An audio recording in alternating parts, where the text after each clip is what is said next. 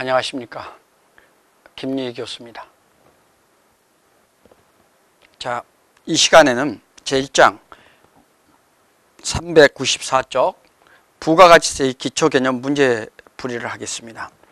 여기서도 마찬가지로 중복된 문제나 유사한 문제는 대표적 문제를 뽑아서 하나씩 설명해 드리도록 하겠습니다.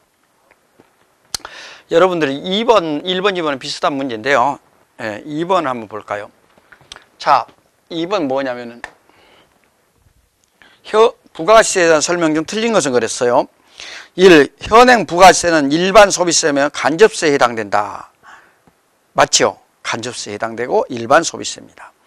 2번 면세제도의 궁극적인 목적은 부가가치세의 역진성을 완화한 것이다. 면세제도의 목적은 부가가치세의 이렇게 역진성을 없애주는 겁니다. 역진성이나 반대로 가는 성질을 역진성이라고 합니다. 그 다음에 3번 현행 부가가치세는 전단계 거래공제법을 채택하고 있다. 이거 3번이 틀린 겁니다. 전단계 거래공제가 아니고 전단계 세액공제법입니다. 세액공제법. 거래가 아니고 세액공제입니다. 거래는 공제할 필요가 없겠죠. 무슨 거래를 공제합니까?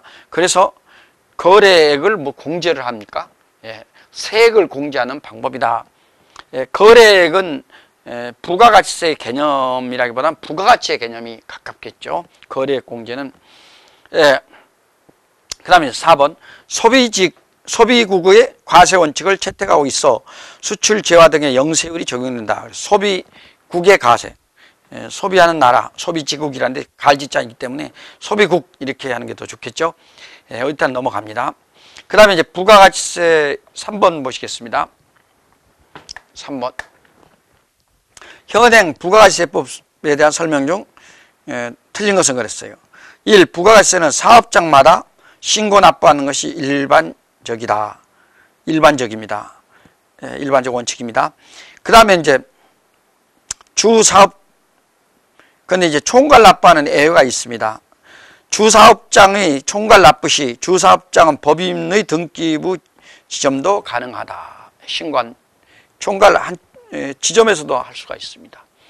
그 다음에 사업자의 등록상의 변동이 발생할 때는 지체 없이 등록 정정 신고를 해야 한다. 근데 왜 4번이 틀렸냐? 사업자 단위로 사업자의 경우에는 사업자 등록을 사업장별로 각각 해야 한다. 그래서 아니에요. 사업자 단위로 하기 때문에 이것은 사업자 단위로 하면 됩니다. 각각이란 말이 아니고 사업자 단위로 하면 됩니다. 그래서 사업장별로 하는 것이 아니고 사업자 단위로 합니다. 사업자 단위의 가세는 사업자로 한다. 그래서 이제 법인인 경우는 본점을 사고요. 본점을 하고 개인인 때는 주사무소 이런 식으로 하면 되겠습니다. 자, 여기 이제 보시고 6번 보시겠습니다. 4번이 답이었죠. 답은 4번, 6번. 자, 이 문제는 이제 그냥 한번 여러분 가볍게 보시기 위해서 문제를 선택했습니다. 도매업자, 소매업자, 최종 소비자 순으로 과세상품이 판매됐을 경우 부가가치세 납세 의무자와 담세자의 관계가 바르게 연결된 것은 그랬어요. 여러분들 그 납세자는 것은 이제 1번이 왜 틀렸냐면은요. 이 세금을 납부하는 납세 의무자는 소매업자 맞습니다. 도매업자 맞고, 근데 소매업자 맞는데 담세자가 도매업자가 안 되죠. 소매업자인데 소비자가 되겠죠. 소매업자는 납세 의무자는 소비고 담세자는 소비자. 그러니까 최종 소비자로 보면 되겠습니다.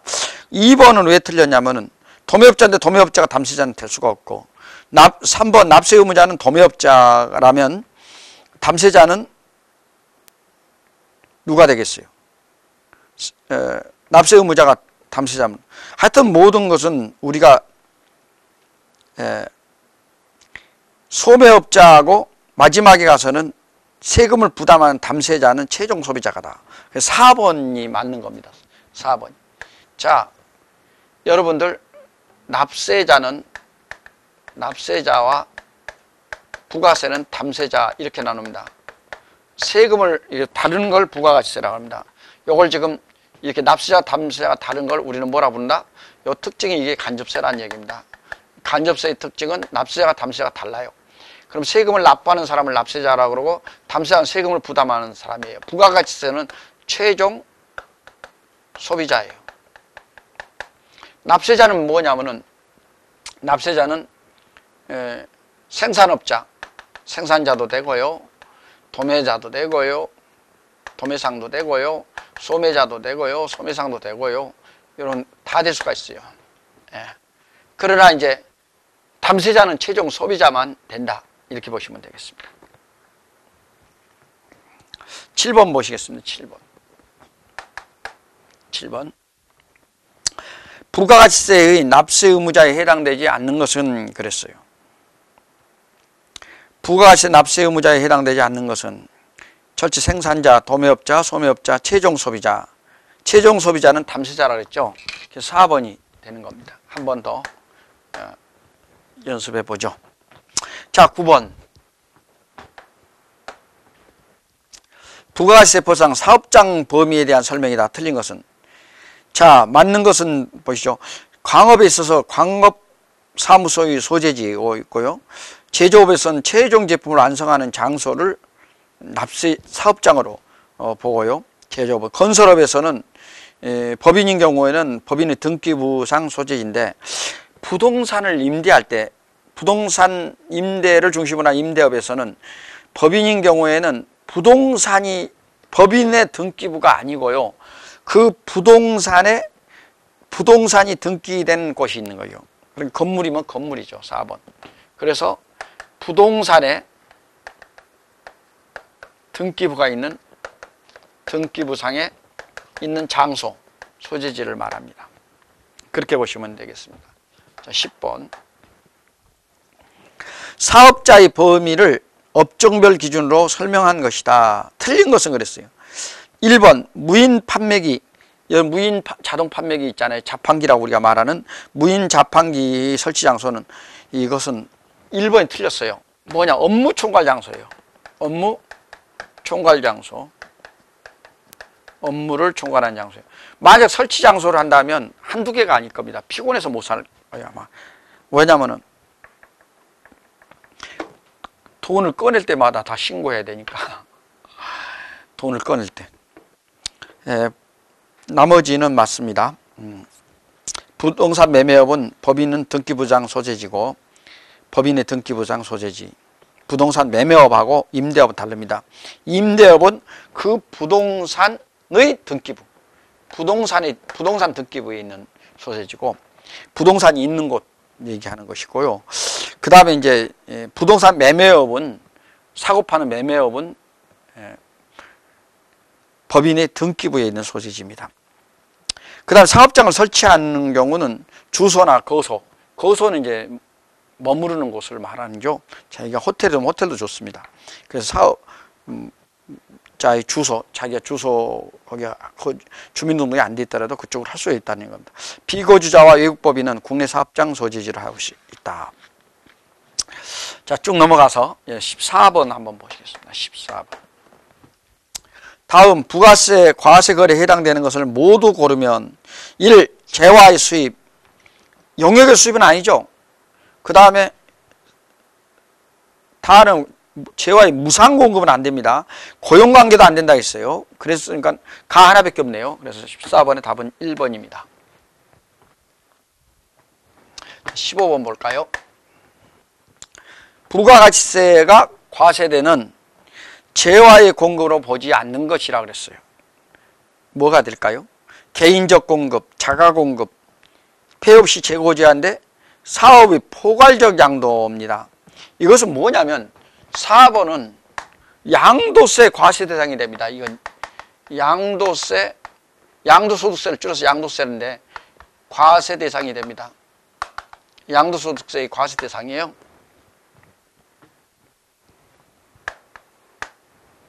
16번.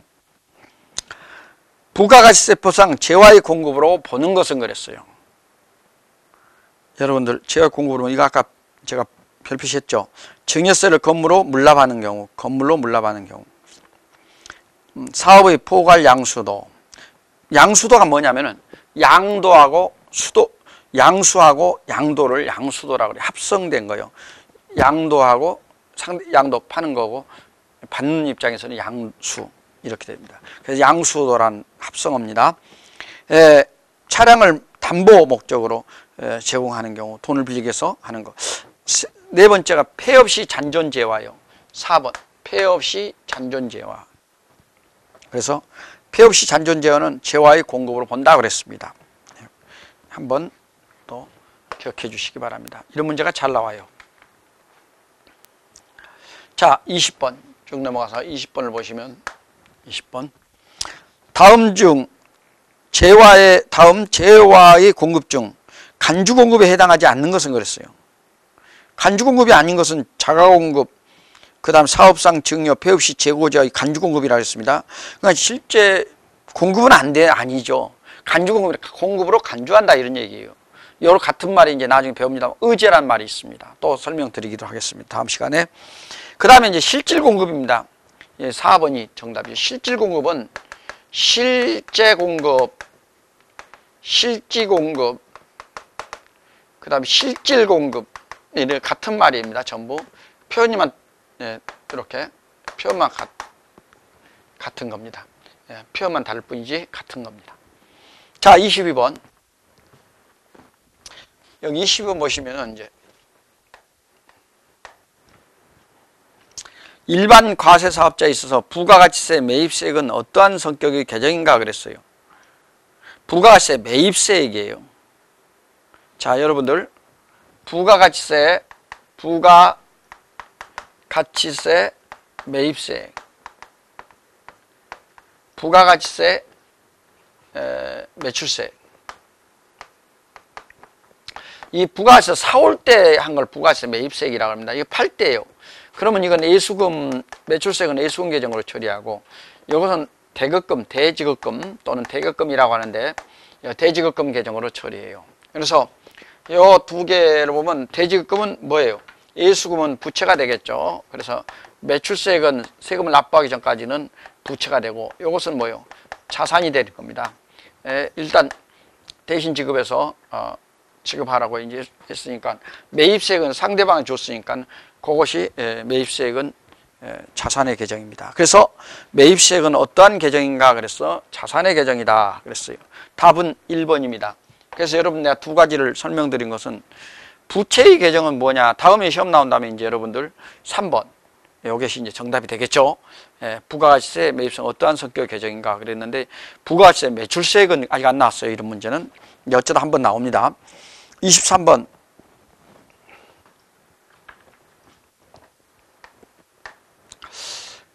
부가가치세법상 사업자 등록 신청 전의 거래에 대한 매입세액은 공제되지 않는다 그랬어요. 신청하기 전에 매입세액은 공제할 수가 없습니다. 이걸 뭐라 그래요? 불공제 매입세액.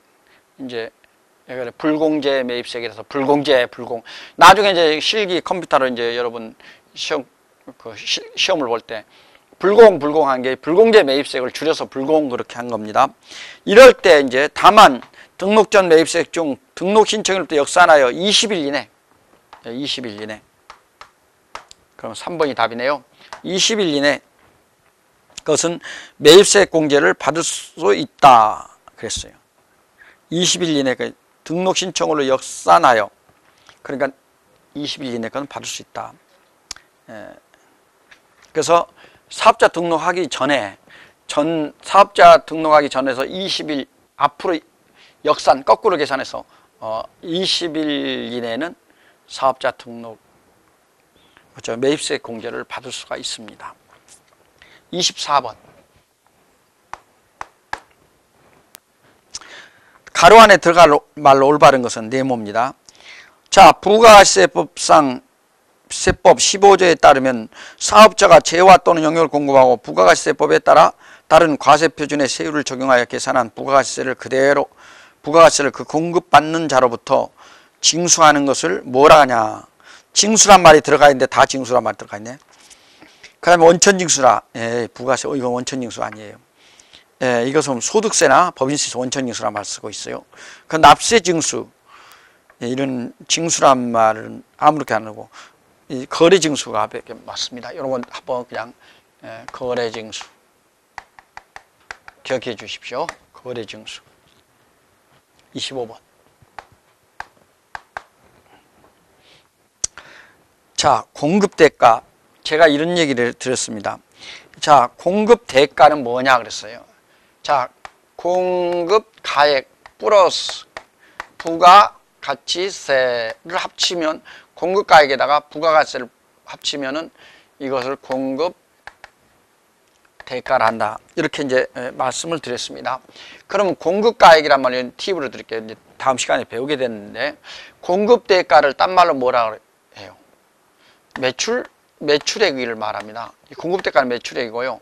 이것을 우리는 부가가치세, 과세표준이라 이렇게 말합니다. 꼭 기억해 놓으십시오. 미리 한번 봅니다. 공급가액, 과세표준이랍니다. 공급가액을 뭐라 그래요? 과세표준이라 그래요. 공급대가가 과세표준이 아니다 이거예요.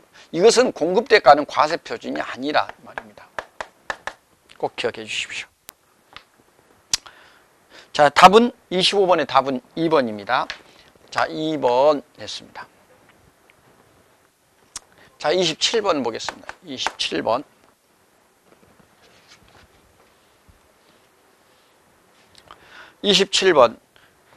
다음 중 부가가치세보다 시가. 시가라는 건 뭐죠?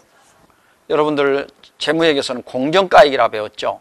근데 부가가치세는 공정가액이란 말 표현을 절대 안 쓰고 있습니다. 세무회계에서는 시가를 이렇게 표현합니다. 그냥. 근데 이제 시가의 정의는 어떻게 내렸냐? 시가는 특수관계, 이건 이 시가를 보겠습니다. 그냥 시가 정의를 한번 해줘. 자, 정리하겠습니다. 그 글씨 많은데 특수관계가 없어야 됩니다. 자, 특수관계가 없는 자, 특수관계가 있다면은 그건 시가, 특수관계하고 관계자와의 거래라든가 이런 거면 시가라고 안 합니다. 그 다음에 두 번째가 이제 계속적인 거래입니다. 계속적인 거래를 우리는 시가라고 합니다. 그 거래 가격을 우리 시가라고 합니다. 그 다음에 이제 제3자 간에, 이 특수관계자나 뭐 이렇게 아는 사람이 아니고 제3자 간에 일반적 거래입니다. 일반적 거래. 이걸 우리는 시가랍니다. 이러한 표현이 다 들어있는 게 뭐냐? 4번 보겠습니다. 사업자가 특수관계에 있는 자, 이해의자와 해당 거래와 유사한 상황에서 계속적으로 거래한 가격 또는 제3자 간에 일반적으로 거래된 가격. 이런 게 4번이 이 정답이 되겠습니다. 24번. 4번.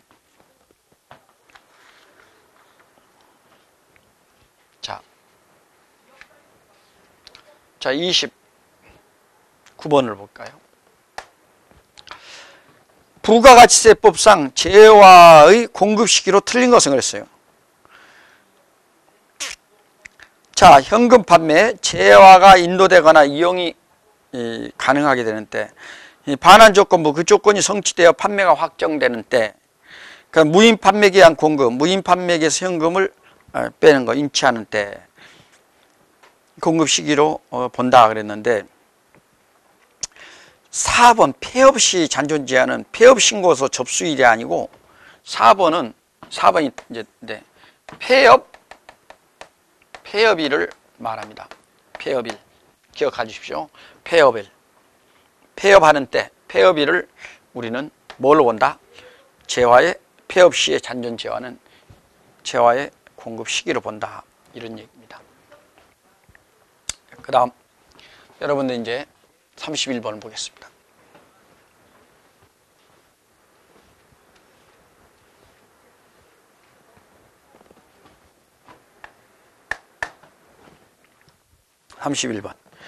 부가가치세법은 재화 영역의 거래 시기에 대한 설명이 다 틀린 것은 그랬어요. 1. 재화 이동이 필요한 경우는 재화가 인도되는 때다. 장기 할부 판매의 경우는 각 대가를 받기로 한 때다. 3번 틀린 것이니까 각각 맞는데 3번 재화의 공급으로 보는 가공. 이제 가공이라는 것은 이제 여러분들 이렇게 이걸 만들어달라고 부탁해가지고 이제 가공 재료를 주고 이런 물건을 만드는 이제 가공업 얘기하는 겁니다. 그걸 우리는 임가공이라고 말하죠. 경우에는 재화의 가공이 완료되는 때가 아니라 재화, 가공 재화를 인도하는 때예요. 그래서 답은 이제 3번이 틀린데, 이제 임가공 재화를 인도하는 때예요. 이때는 인도하는 때다.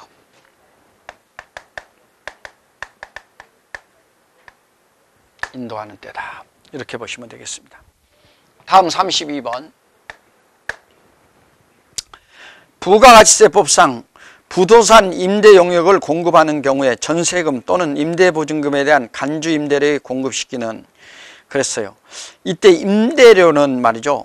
우리가 여러분 전세금이나 임대보증금에서 이제 간주 임대를 계산할 때는 보통 이제 우리가 임대료는 월별로 이제 많이 하지 않습니까? 그래서 이럴 때는 뭐 받기로 어쩌고저쩌고 그런 것은 아니고요. 예정신고 또는 이제 확정신고거든요. 4번이에요. 이게 이제 예정신고나 우리가 이제 확정신고 같은 말입니다. 확정신고가 이제 거기 책에는 이제 과세기간 종료일이 과세기간 예정신고 기간 이 말하고 이제 확정신고 기간이 이게 확정신고가 이제 과세기간 종료일이 되죠. 이건 이제 딴 말로 이제 과세기간 종료. 그럼 예정신고기간 종료일이나 과세기간 종료일이 바로 확정신고기간 종료일이에요. 같은 말입니다. 이렇게 해서 이걸 우리는 임대료, 간주 임대료의 공급 시기다 그랬어요. 여러분 간주라는 말이 딱 들어가면 세무회계에서는 부가가치세나 뭐 세무회계는 간주라는 말이 들어가면 실질적으로 아닌데 이걸 간주해서 그렇게 한다는 거예요. 의제라고 그렇게 표현합니다. 나중에 의제 매입세 또는 뭐 의제 배당 뭐 이런 말들이 많이 의제라는 말이 적용되고 있습니다. 이게 간주라고 보면 됩니다. 자, 다음 34번.